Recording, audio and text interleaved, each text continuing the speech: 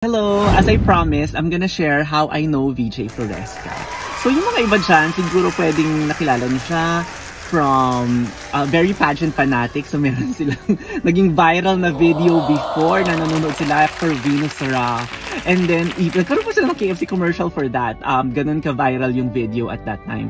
And minsan nagre-resurface yung video na yon. Pero nakilala ko siya from bridal. Kasi meron ako isang friend na kinasal. Tapos siya yung naging designer nung gown. And then at that time, sabay kami na nagta-transition. So, nag-meet kami. So, nakarelate ako talaga sa kanya. Kasi at that time, nagma-master siya sa San Francisco. Ako taga Los Angeles. I love visiting San Francisco. Tapos baguhan kami as in yung parang hair extensions, ganyan.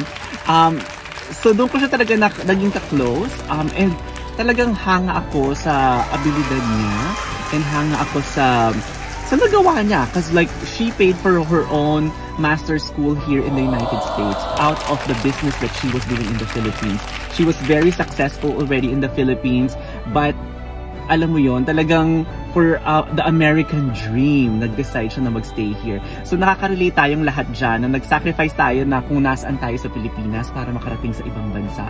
And maski mga artist, alam natin na ginagawa nila yan. Like Bibigyan ng Hari, recently, like Liza Soberano. So talagang nakaka-relate rin sa atin. Kahit na magkaibang industry, I think makaka-relate tayo sa stories nila.